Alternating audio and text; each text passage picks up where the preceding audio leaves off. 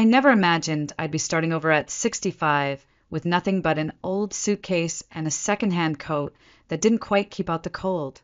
Life has a way of humbling you when you least expect it, stripping you of the things you thought were solid: your career, your home, even the love of your own child. I used to think I was needed, respected even.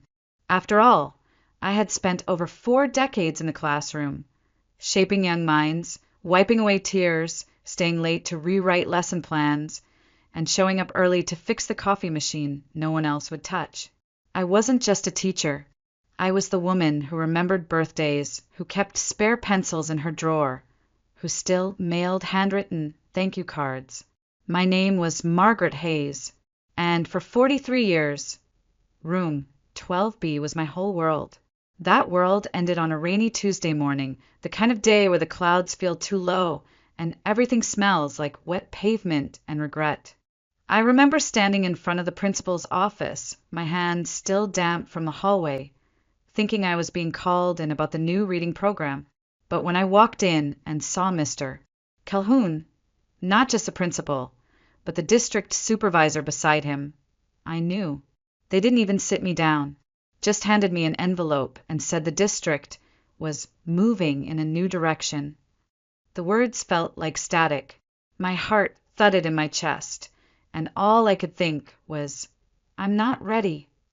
I didn't have a backup plan. I didn't have savings. I wasn't supposed to be done yet.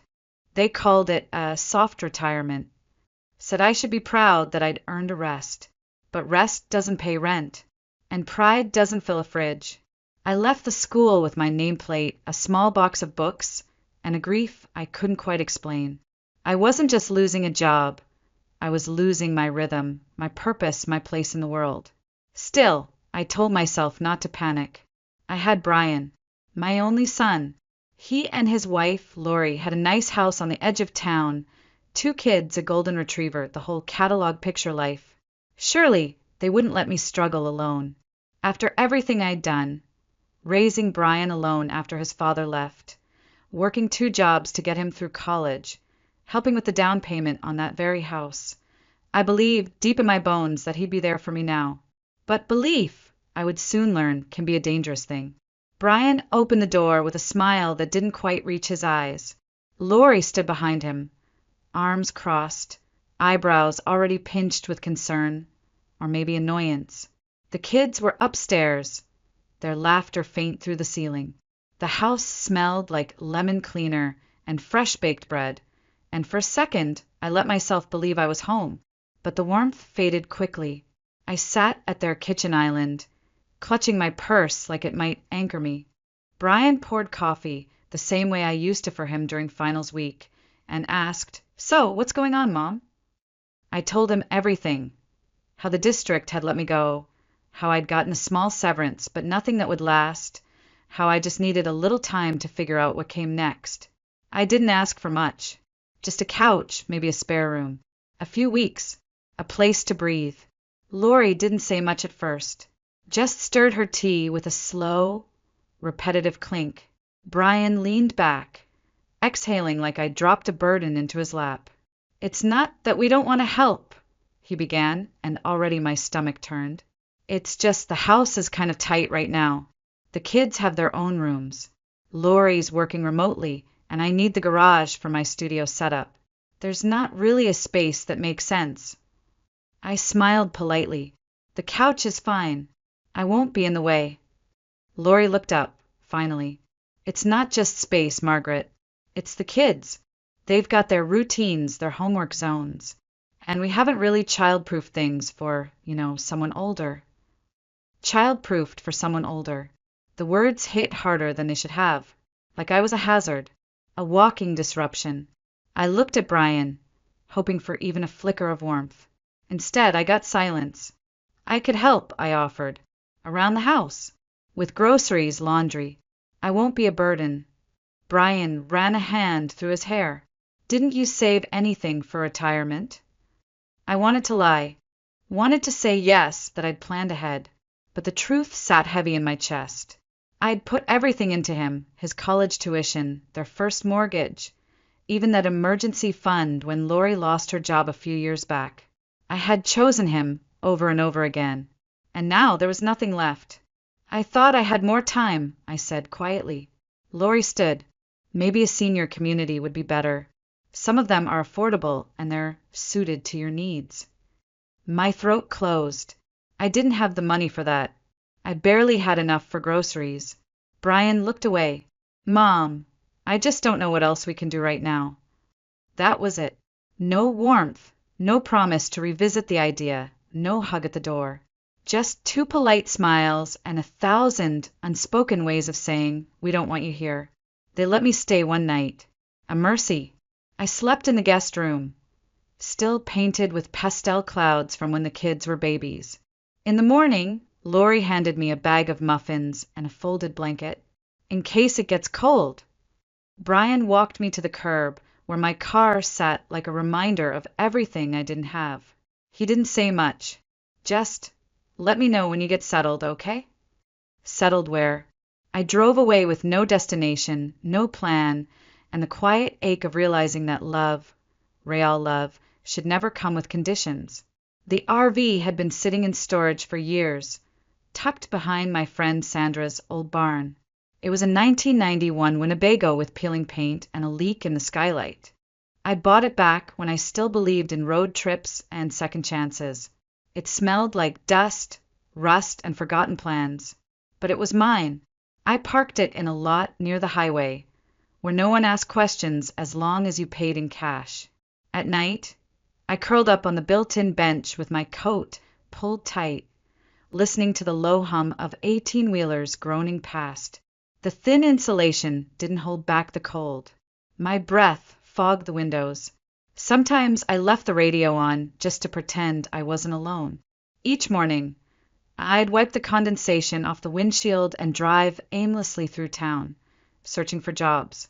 I printed out my resume at the library, typed out in Times New Roman, like that would make me look more capable, and walked it into every business with a help wanted sign in the window. A grocery store manager looked me up and down before saying, "We're looking for someone a bit more active. Stocking shelves takes muscle, ma'am." At a motel front desk, the young woman barely glanced at my application before asking if I even knew how to use their booking software. I even offered to clean rooms. She smiled politely and said, "We already have someone, but thank you." The worst was the gas station on 5th and Clover. The owner looked sympathetic, then said, "People don't like being reminded of their mothers when they buy cigarettes." He chuckled like it was a joke. My knees ached after a few hours of walking. I stopped counting how many times I was told, "We'll keep your resume on file." Some didn't even bother lying. I ate peanut butter on crackers most days. The little money I had left went to gas and a gym membership, not to work out, but to shower. I started avoiding mirrors. My skin looked thin, my eyes older than I remembered. I tried calling Brian once. Just once. It went to voicemail. "Hey," I said softly. "Just wanted to hear your voice. I'm okay, just wanted to check in." I hung up before I could say I miss you, before I could beg. He never called back. Lori sent a text a few days later. "Hope you're doing all right. The kids say hi." I stared at the message for a long time. The kids don't have phones. Lori must have typed it herself. I didn't respond. One night, the rain came hard. It slipped through the cracked skylight and soaked the blanket I'd been sleeping under. I sat up, shivering, water dripping down my neck. The mattress was damp. The roof creaked. I pressed my forehead to the cold glass and whispered, "Is this it? Is this where I end?" I had no one left to call. No safety net. Just the hum of the highway and the loneliness of a life that had moved on without me. And just when I thought it couldn't get any darker, my phone rang. It was just past midnight when my phone buzzed on the tiny ledge beside the sink. The screen lit up with a number I didn't recognize, area code I hadn't seen in years. I almost let it go to voicemail. I was tired, soaked to the skin, and the last thing I needed was another spam caller asking about my car warranty. But something in me, a flicker I hadn't felt in weeks, urged me to pick up. Hello. My voice cracked from disuse. There was a pause, then a voice, smooth and steady. Is this Margaret Hayes? I hesitated. Yes. Who's calling? My name is Ethan Miller. I'm sorry to call so late. I hope I didn't wake you. Ethan Miller. The name didn't land at first. Then something clicked. A pair of too big glasses. A boy in the back row who never raised his hand, but always turned in perfect essays. I hadn't said his name aloud in over 30 years. Ethan, I asked, my voice barely above a whisper. Ethan, from Ridgeway Elementary. He laughed softly. Yeah, that Ethan. I've been looking for you. I sat down on the damp bench, stunned. Why? Another pause. Then, because I owe you more than you'll ever know. He told me everything. How he'd been the kid no one believed in. The one teachers gave up on because he didn't talk much, didn't play sports, didn't fit the mold. But I had seen something in him. I had given him a journal. I remembered now, the blue one with a silver clasp. I'd written inside the cover, "Your words matter. Keep writing." He did. Ethan Miller was now the CEO of a successful publishing company in Seattle. He had a wife, 2 children, and a foundation that funded literacy programs for underprivileged youth. He said he'd been trying to track me down for months. My name had popped up in an alumni article about retirees, but then nothing. No address, no public profile, no trace. Until today, he said. I ran into Mr. Daniels. He taught music after you left. He mentioned something about you living in an RV. I'm sorry if this is intrusive, but I could not call. I felt something tighten in my chest. Not fear, not shame. Hope. I don't know what to say, I murmured. You don't have to say anything, he replied. Just let me help. I didn't know how to respond. The silence stretched, thick and uncertain. I'm not calling out of pity, he added. I'm calling because you changed my life, and I'd like to return the favor if you'll let me. No one had said anything like that to me in a long, long time. I looked around at the dim RV, the stained ceiling, the soaked blanket. I thought of Brian's face when he told me there was no room for me. And then I thought of Ethan, a boy I barely remembered, reaching across time to lift me up when I had nothing left. For the first time in weeks, I didn't feel invisible. I'll think about it, I whispered. But thank you, Ethan. Truly. Any time, he said. And Margaret, you were never forgotten. The apartment wasn't flashy. It wasn't perched on a hill or nestled in a luxury high-rise. But it had sunlight, real, warm sunlight that poured through the tall windows every morning and danced across the hardwood floors. The kitchen was small but new, with a little breakfast nook that looked out over the water. The bedroom held a queen-size bed with sheets so soft I cried the first night I laid on them. Ethan had arranged everything. Quietly, respectfully. No fanfare. He wired enough money to cover the deposit and a year of rent. Insisted on helping furnish it. Just the basics, he said. But even the basics felt like a palace after weeks in the cold. I bought groceries for the first time in a month. Real food. Fresh eggs. A bag of oranges. Whole milk in a glass bottle. I made a pot of stew, the kind I used to cook on snow days when Brian was little, and the smell wrapped around me like a blanket. I started waking up early again, not because I had to, but because I wanted to. I took slow walks along the pier, watching the fishermen prep their boats and the seagulls argue overhead.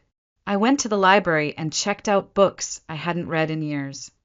I even joined a small book club at the community center. They welcomed me like I'd always belonged. And I started writing, just a little at first.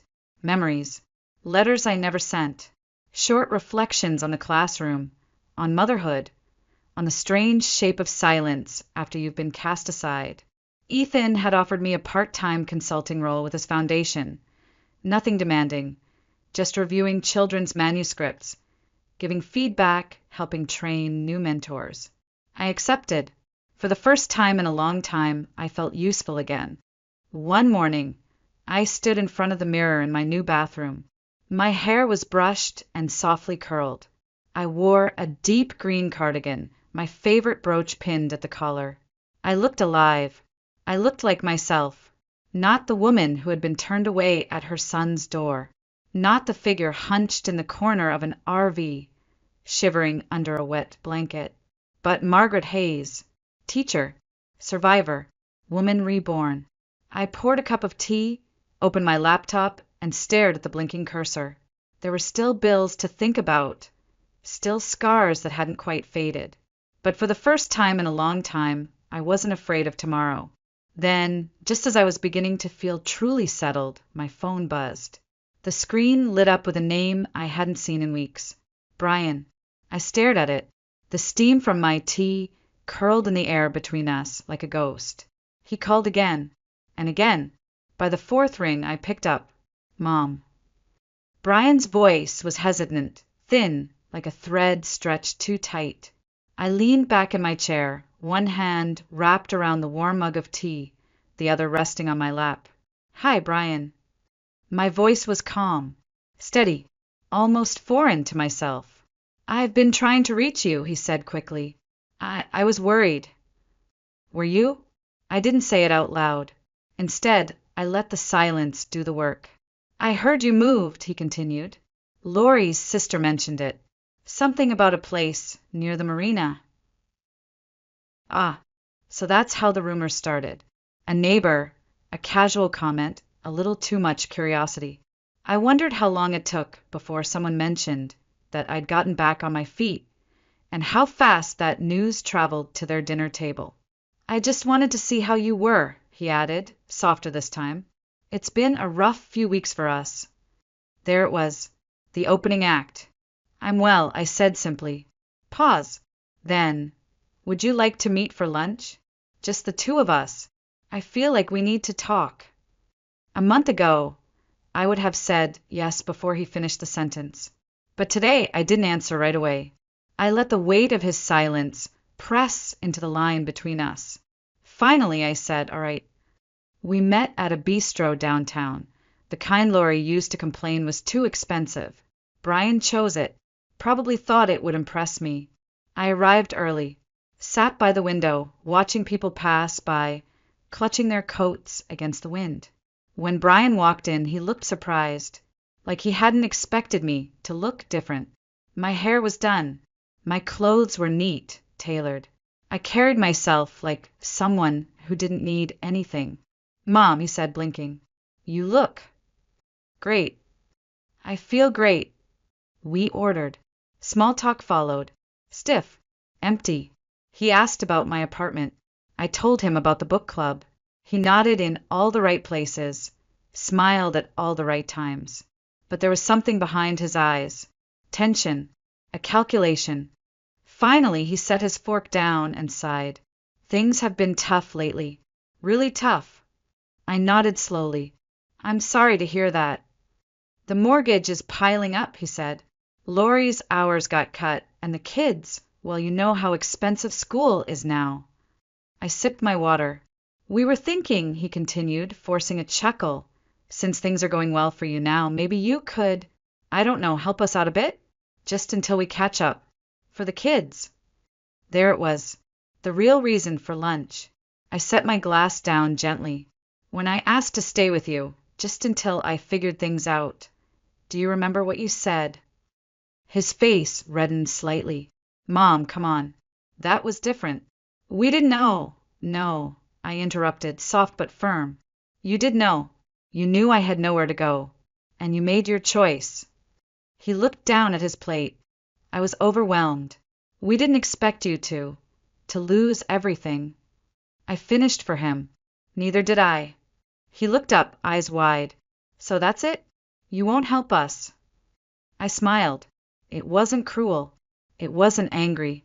It was the kind of smile that comes after surviving a storm. Lunch is on me, Brian. Consider it my only contribution. He stared at me, stunned. You can't be serious. You have money now. You're living in a beautiful place. and we're your family. Family. That word. So easy to say when there's something to gain. You're right, I said quietly. And when I needed mine, I was sleeping in a leaking RV. He opened his mouth, but nothing came out. I stood, adjusted my coat, and looked at him one last time. Take care of your kids, Brian. But this time, you'll have to do it without me. Then I walked away. No drama, no tears, no turning back. For the first time in my life, I wasn't the one left behind. The sun spilled across my windows that morning like warm honey.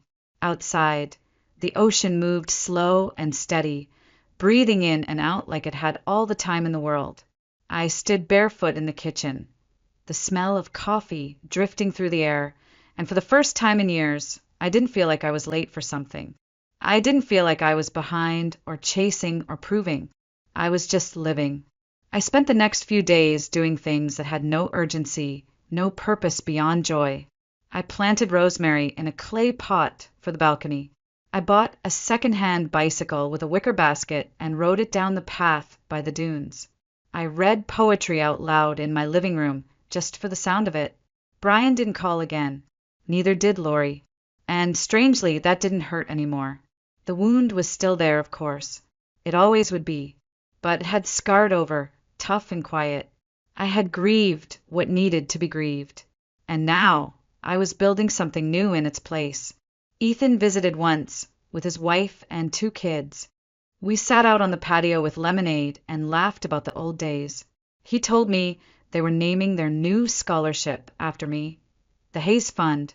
I didn't cry in front of them. But when they left, I held the note he'd written in my hand for a long time. You gave me my voice when I didn't have one. Now it's your turn to be heard.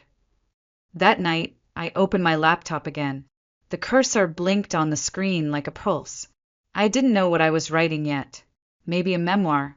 Maybe just a letter to the woman I used to be. But I knew this much. I would never beg for love again. I would never shrink to make someone else comfortable. And I would never forget what it felt like to stand in the rain with nowhere to go. Because that memory, that ache, was what would keep me grounded. Forgiveness, I realized, isn't always about letting someone back in. Sometimes it's about letting go for yourself. I stood by the window, watching the last light of the day dip beneath the horizon. The world outside was quiet, the kind of quiet that doesn't feel empty but full.